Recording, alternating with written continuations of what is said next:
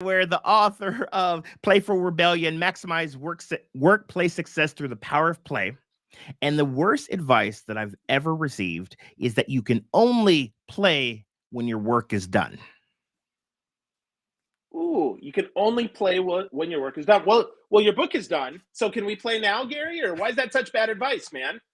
Yeah, so it was advice that was given to me from my dad. And when I was younger, yeah, it made sense. I was that rambunctious kid that was like, I want to do homework. He's like, look, I know you want to play. I totally get it. I want to play too, but you got to get your work done. And so, like, again, that helped me when I was a kid. But when I became an adult, that was like my mantra. And I don't know about you, but my to-do list is usually the length of a CVS receipt. If you have CVS, in Yes. your area, like, you know So how big. long those are?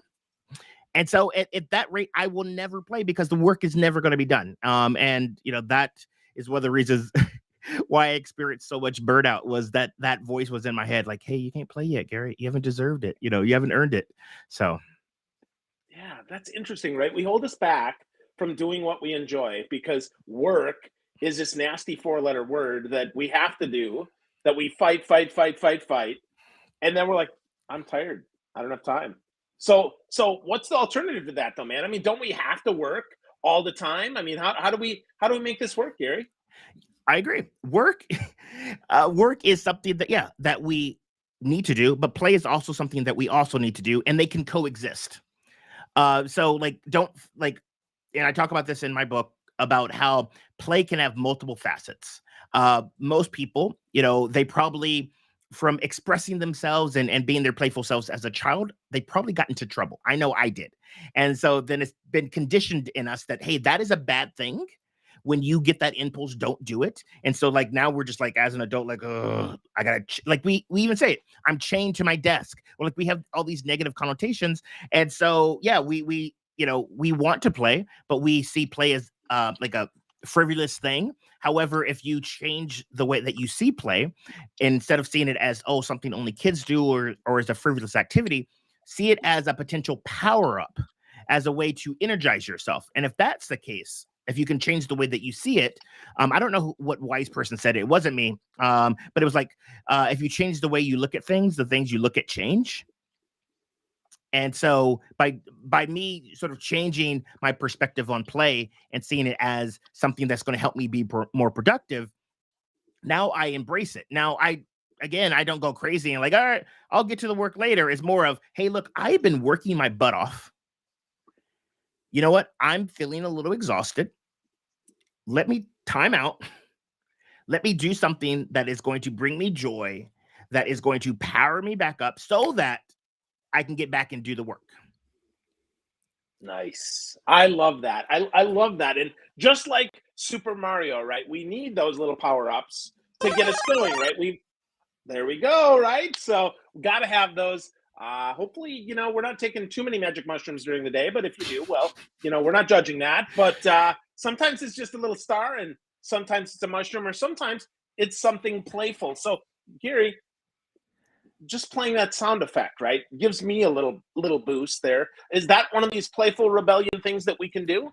Yes. And so you said playful rebellion. A lot of people say, why do we need to rebel? Well, we are not we are rebelling against the status quo. We're rebelling against that impulse that is holding us back. Because what I would tell people about play, and I would say, hey, look, it can just be something really tiny. In the moment, everyone's like, yeah, I love it. And then I would get emails after emails, like, the week later, Gary, I don't know what happened. Like, I went back to work, and whatever you gave us in that moment, like, it wore off. And I said, and I was like, it happened over and over again. I was like, oh yeah, that's our conditioning.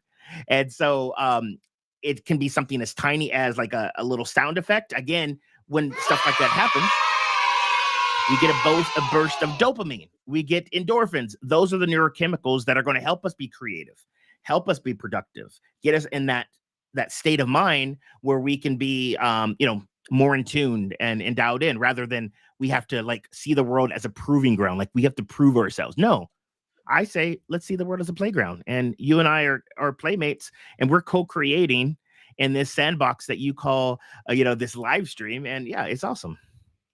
That is awesome. That is awesome. Well, my friend Mia Voss says This is a much needed talk. And Gary, I got to tell you, man, right before the holidays here, now I'm trying to power down, man. So I love the power up, right? That'll help me get through my day and make it a little more fun. But you also talk about in this wonderful book of yours, you also talk about powering down, which I think is super important. So hit me with that, man. Power down. Talk to me about that. Yeah. And so I always say, we need to be intuitive. Get back to our sort of our roots and stuff like that, and figure out what does our body needs. Let's not let other people dictate that for us. We should dictate that for ourselves. And you're right. Like after a long day, I don't know about you, but a lot of times I can't turn off this brain. It's thinking about all the stuff that I need to do tomorrow, the emails and all that stuff. And so I'm like, oh, what is something that I can do to sort of zen, decompress, and play is something that is very personal. And so all of these things, I know what works for me, but I invite people to explore and figure out what works for them. What is something that you can do that can turn off your brain for a moment? Because guess what? Your brain's going to be working on that anyway. Your unconscious mind is working on all those challenges. Don't force it. But what is something that can just take you away from that, get you grounded? And so it can be as simple as meditation. For me, as you notice with my, sound effects, I'm a video game player. And so sometimes it is, after a long day, and this is the intentionality to say, you know what, I'm going to allow myself to, play Super Smash Brothers for the next 30 minutes because it's going to help me just let the day go. And so, what is that for you? Is it reading a book? Was it a fiction book? Get lost in Narnia or something like that. And maybe it is some mushrooms. I don't know. To each his own. Yeah, no judgment on this podcast, right? No judgment at all here. Stacy Baker says, right, creatively express yourself, channel in a nonverbal way to help you relax. Though I would say maybe singing's your jam, so maybe a verbal way might help you, but whatever works for you. So Stacy, whatever's working for you, right? Do it. Make it so. Be intentional about it. Offer maybe some meditation, some breath work, some music, some memes. Love that too. Now, Gary, you mentioned the video games, and I got to ask, man, do you have a classic video game that you love to play? Because I'm a bit of a pinball wizard, but a lot of people don't know, man. I still love the classic game. So you got a classic game you love, man? All right. So if we're going back, let's roll back the clock. I played multiple pinball games growing up, back when we had arcades, there was rooms of but most of the time I remember going to Pizza Hut, as a family, actually sitting at a Pizza Hut, a dine-in with those stained glass little chandelier lamps and whatnot, waiting for a pizza and playing Galaga. That's right. Galaga. Yeah, beautiful game. Love that. I liked all the Invader games, right? Space Invaders, Galaga, Galaxian, and let's not forget the one that most overlooked, Gorf. Do you remember Gorf? Oh, is that weird going back? Oh my gosh. Yeah, brother, right? So yeah. But I will tell you though, some of my favorite games were the digging games. So Dig Dug. Yep. And then my all-time favorite, Mr. Do. Did you play Mr. Do? No, I have not. Please enlighten me. So imagine Dig Dug, except you're like a little clown guy chasing monsters around.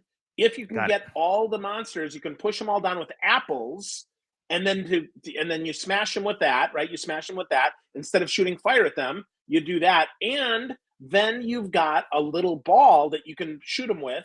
But the key, spell extra to get an extra guy, or if you drop an apple, sometimes it'll shred and you'll get it'll split open and you'll get a diamond for a free game. Good times. Oh my God. So I have to ask you. I ask people this all the time. All right. So take that game. And you probably played hours and hours. And one of the benefits of play actually makes us smarter. What do you think? What skills do you think you were developing from playing that game? Well, patience for sure.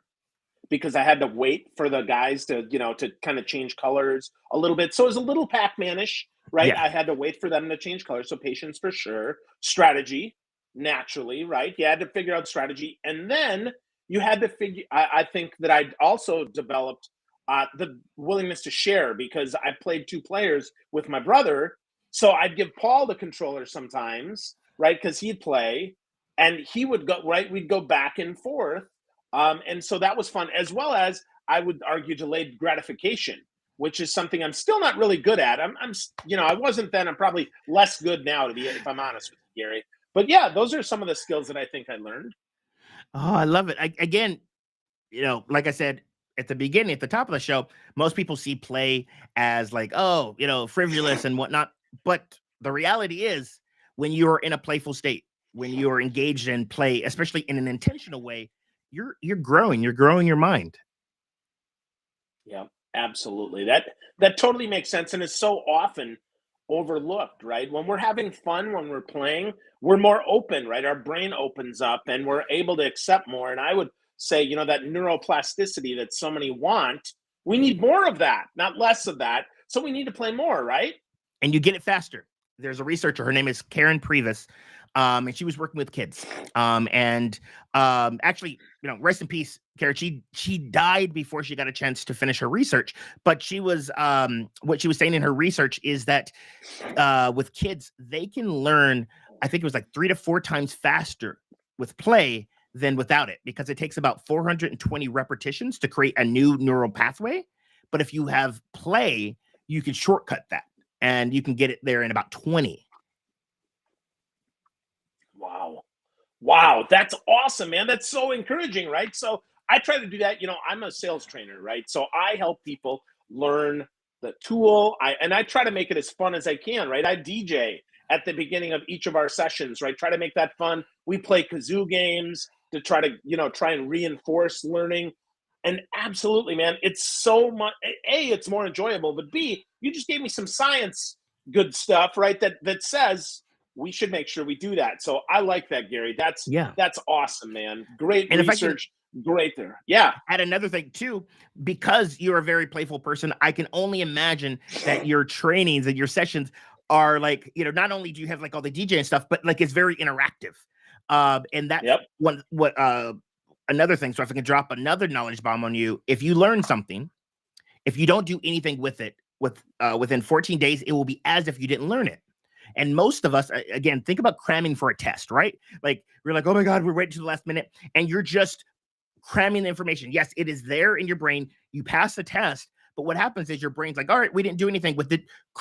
Gone, dumps it. If you've seen Inside Out, where they sort of dump all those things, you're like, oh, we don't need that. Yeah. That's what happens. That's me in 3.5 years of French in high school. So, but getting to my point is that when you are doing it through play, through playful means, whether it's role playing or whatnot, you're doing more than just like, someone talking and you're taking notes. You're actually engaging in the material. And as a result, you're going to be more likely to retain it and use it when you need to. So that's why, give you a shout out. That's why people need to hire you, because the people who work with you are going to be more likely to actually use the material than if they were to go and Google it and just read it. So shout out to you right there, Phil. Thank you, Gary. Well, I appreciate that, man. So let's talk a little bit more of the goodies in your book, because we could go about all this research too, man. But I want to talk about you. So I get to chapter 3 here, the Playful Rebels, and I have to tell you, Gary, I'm reading through this, and I'm gonna flip through it right here. Following your compass of joy, which I want to talk about in just a minute. But before we do, right, I want to talk about these different rebels, right? Because I'm looking through and I'm like, man, I don't know. I don't know. Like, I don't know if I fit any of those. I really don't, because I'm playful, right? I don't know. So let's start, right? Yeah, Compass please. of joy. What is this? What is this compass of joy? Because it sounds like a really good tool. Yeah, so this is one of the things. If you want to like get in the zone, most of the time, like I said earlier, we are probably conditioned to like turn that down, like dial that down. However, when you're in a state of joy, you are, in my opinion, firing on all cylinders, and you're accessing all of those neurochemicals. So what I invite people to do, especially if they're like, I'm not motivated and whatnot. I'm like, all right, what is something that is going to, in the words of Marie Kondo, spark joy? What is it? And again, it's a very personal thing. And if you can sort of tap into that, that is going to be something that can guide you, especially when you're like, all right, cool. I gotta get into the work. All right, cool. All right. You know what? This is where we're like thinking about our why and stuff like that. It's like, all right, cool. How can I make the work that I'm doing like more quote unquote enjoyable? And I'll give you a quick story. I was there's a movie theater near our house, and there's this gentleman, and I think I talk about this in the book. His name is RB, and I would see him, every time I go there. Man, he is just so upbeat. He is talkative, and it just puts a smile on my face. And I was curious. I'm like, dude, RB, like seriously, what are you on? How do I get some of this? But he basically, he's a retired gentleman, and he was like, I love people. I love talking to people, and so he's doing the exact same job that the teenage ticket taker like hates his job. They're doing the exact same job, but RB is enjoying it where the other person isn't, because he is again following his compass of joy. He is seeing how this remedial job is aligned with something that brings him so much passion, and he's connecting the two, and boom, that job becomes something that hey, it's going by fast. So that's the compass of joy. Like, it's something deep in you that, what is something that's going to bring you joy and passion? Love that. Love that. So we had a guy back in Milwaukee that often was my ticket taker guy. His name was Spider. Spider loved the movies. Like he would tell you, so you're going to see this one? I don't know. You might want to consider this one because this one's only 6, but this one over here is 8.5. But I'm telling you, you'll still love it if you like this, right? And I'm like, man, I love this guy. He totally Right. digs his job. He's super into it, right? And that totally makes a difference, right? We get more enjoyment out of others when we are open to kind of receiving their joy, right? Yes. Cool, man. Cool. Well, in your chapter about activating power-ups and celebrations, I see these 7 or 9 different ones here. And I'm like, Joker, not really me, right? I mean, I don't do any practical jokes. You did. I read about your April Fool's Day. That's cool, right? The Connects lead, right? I'm like, okay. I don't do yoga or any of, okay. Explorer, no. Competitor, not as much anymore. Director, collector, artist, creator, storyteller, yeah, sometimes. But I'm grateful that you put in the connector, because I have to tell you, that is where I get my greatest joy, right? That's why I do this podcast, man. I love to connect with great people like you who have great energy. And shout out to our friend Kathy Klotz Guest who connected us up, right? Because I love that. So which one would you say that you are, Gary? Yeah. And so with that, yeah, it's one of those things where just like glasses, we could try a few on. We could see which one fits. Growing up, my play personality was definitely the Joker. As I mentioned in the book, April Fool's Day was one of my favorite holidays. And my sisters are still talking about the trauma that I inflicted on them. However, as I got older, some of the other ones, the storyteller is a big one for me. And also the connector. I get a lot of joy of connecting with people. I love like going to like networking events and just getting to know people. And then like, I love helping other people find other people. Like someone said, man, you're like a great matchmaker. I'm like, cool. Like, and for me, it is joy. Like I hear about like, oh, are you looking for this? Oh my God, you need to talk to X, Y, and Z. Like I would be like, all right, we're gonna go back. Like Flavor Flav in Public Enemy, like he was like the hype person. I would be everyone's perfect hype person. Like I will hype you up. So anyways, I'm hiring you. You're on. Those are my play personalities. And then for if you're watching this, listening to this, and you're curious, about like those, and maybe you read some and you're like, oh, that's not me, but this is interesting. Because it's all sort of play, and play should be very interesting. Sometimes I tell people, hey, try one of these on, explore it, see what happens. And maybe it might be something again that's sparking joy that you had no idea. But if you don't like it, all right, cool. Try something else on. Oh, well, so that's interesting you say that, because as I was going through that, right, I'm looking for identification, and I would say sometimes on some of those, right, but never nothing except connector all the time, but I love that you've kind of given me permission, not that I needed it, but I'll take it, to try them on and to take them off as they're not needed, because I do like to storytell. I sometimes do like to be, other ones. And that actually, that's a shot of dopamine for me to say, dude, you don't have to be any of these all the time. You can use them as you need them. And so I thank you, Gary. That's beautiful, man. Yeah. Can I tell you another story about that, of how someone Yeah, got please. benefit from that? So this Yeah. was during the pandemic. Someone that I was working with, their sort of dominant play personality was they explore. They love traveling. And as most people, like during the pandemic, we couldn't travel. So they were going through some withdrawals, and they were like really stuck. And they were like I don't get it. Like what do I do, Gary? Like they saw it as like the one and done. They like, my dominant play personality is shuttered. I have nothing. And so what we did, I learned this from Dr. Stuart Brown. He wrote the book on play, but he talks about taking a play history.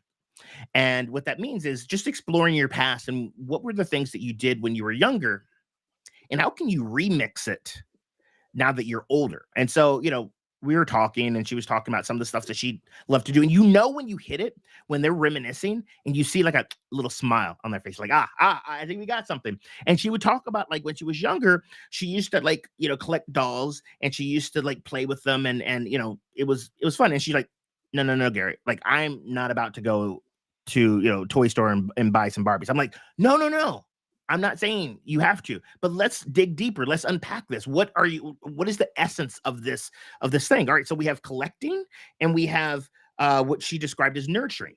And so then I'm like, all right, what is something else that you could collect and potential nurture since you can't travel? And after some brainstorming, she's decided on succulents. And that was something that like it sparked her curiosity. She was curious about it, and she was like, I don't think I can kill these.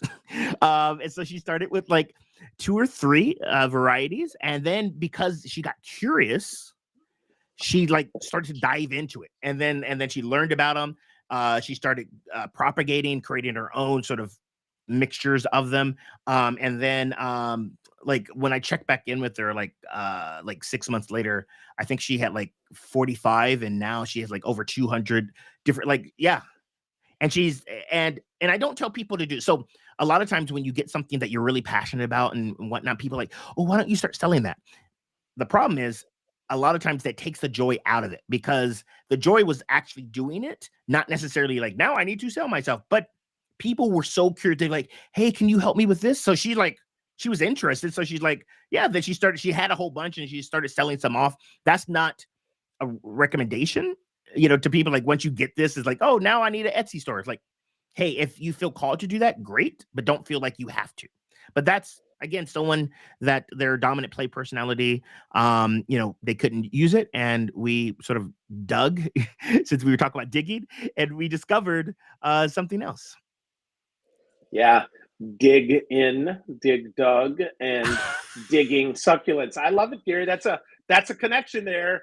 I love that, brother. I love that. So with that, your book had lots of fun stuff. So one of the things that I love are these play rebel missions, right? And number 5 really stuck with me, and it kind of goes off what we just talked about, and that is the 7 most influential people exercise. So can we step through this one here, because Yes. this is a really fun one, and I think this will be a good example for folks that are maybe on the fence, like, should I get this book? Should I not?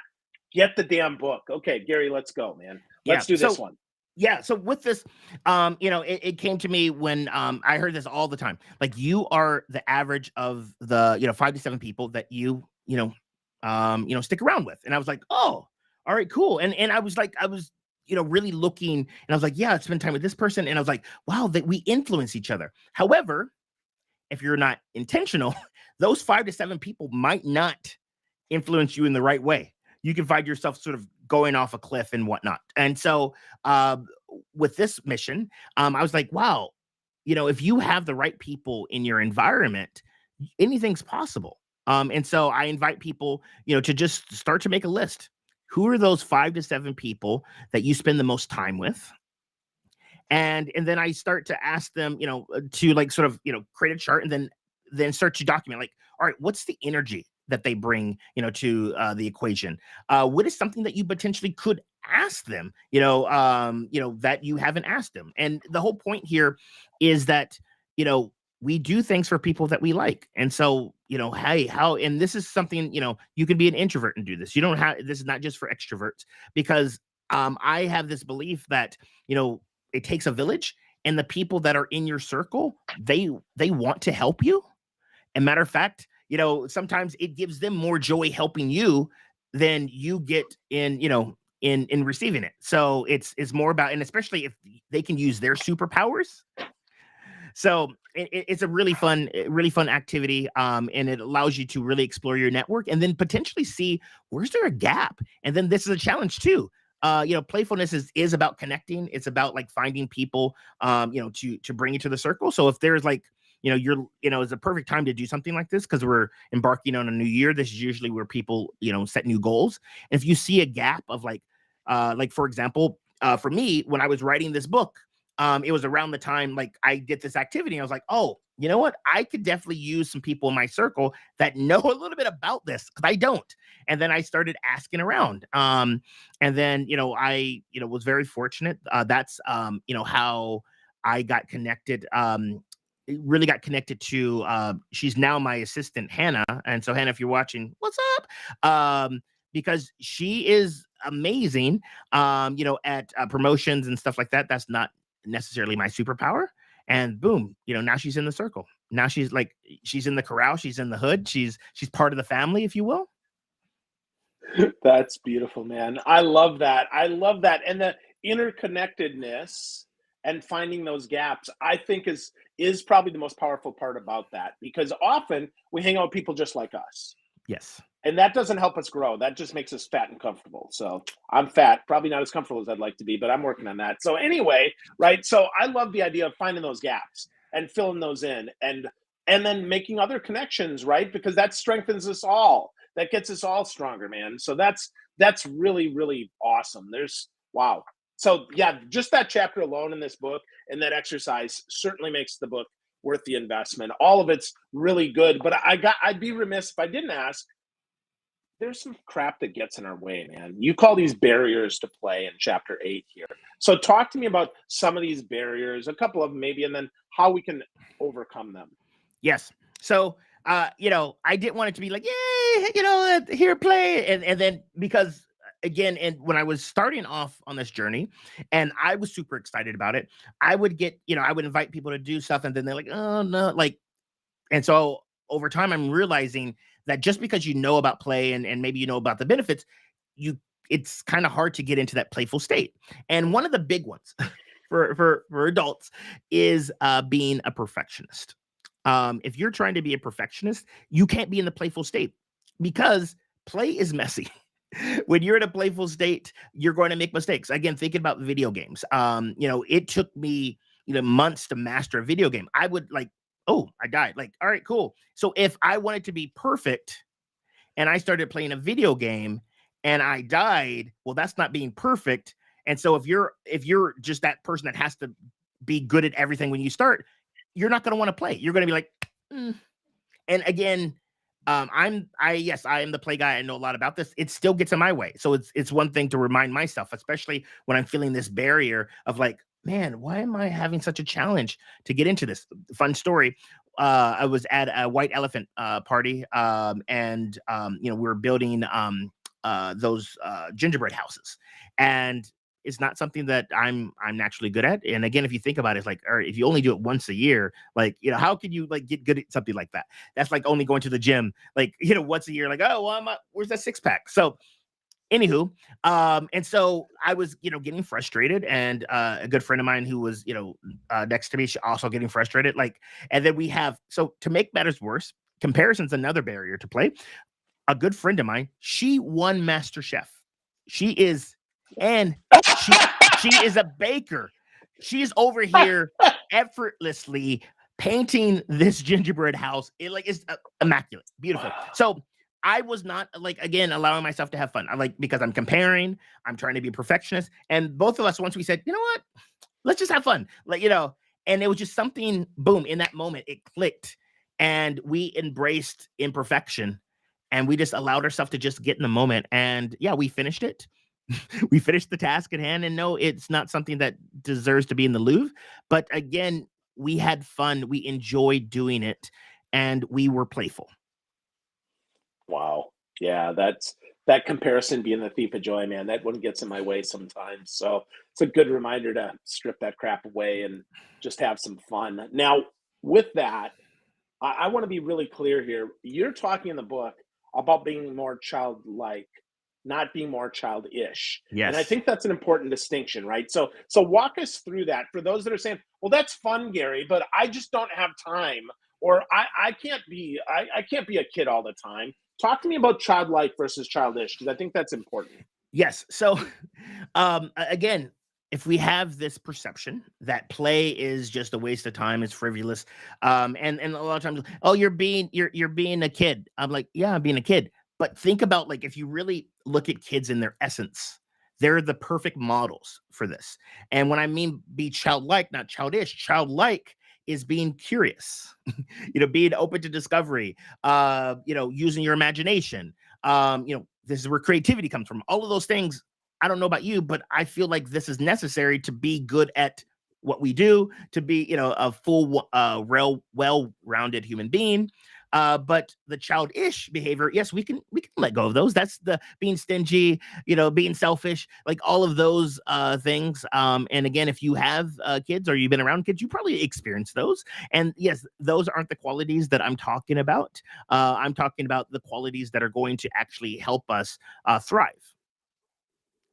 Awesome. Love that. Love that distinction. So, Gary, as we kind of take us home here, man, how do we get started on this journey towards our own playful rebellion? Obviously, we should get the book. I want to be really clear.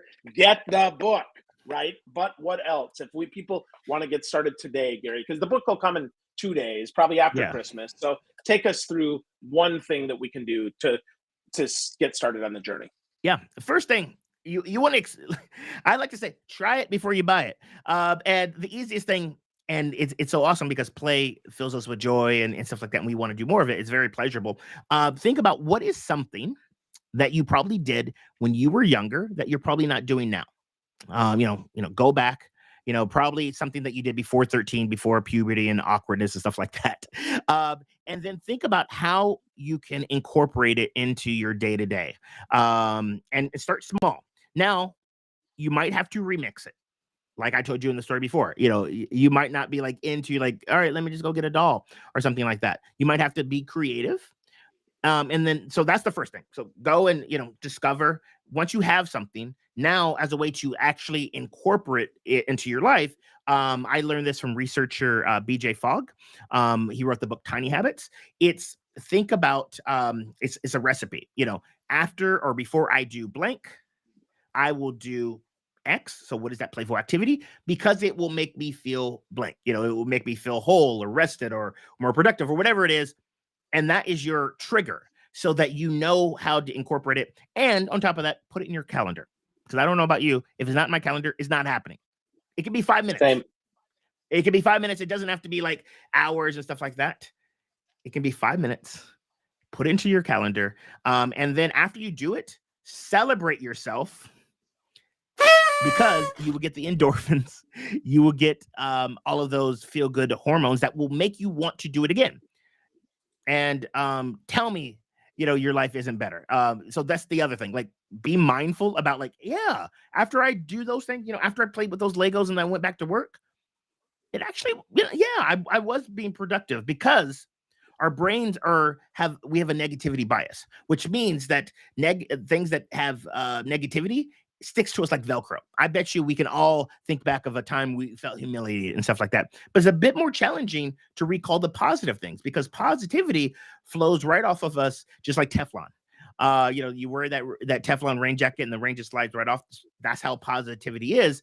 And it takes us actually being intentional and actually remembering, yes, that was good. That did feel good for it to start to stick. So find out what the thing is, get it in your calendar, and then afterwards reflect. How did it make you feel? Is it helping you be more productive? That's that's the way to get into it. And then when the book comes, then you'll get the play guide and you'll be able to crush 2023.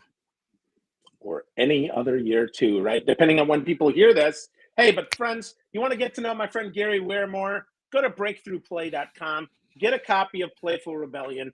It's a simple but powerful read that will encourage you to be more childlike, not childish, and incorporate a little bit of play into each and every day that you have. Gary, I'm so glad we got to hang out today, man. You're fantastic. Thanks, brother. Yeah, Phil, thank you for having me. Yeah, and thanks to all our viewers and our listeners here. We got lots of great comments here. I'm going to close with Andrew's thought here. Interesting how the fail fast and quickly management style generated from the arcade generation of insert another quarter and try again. Keep going, friends. Put another quarter in the jukebox, baby. No, that's not it. But have a great time and do a little bit of play every day.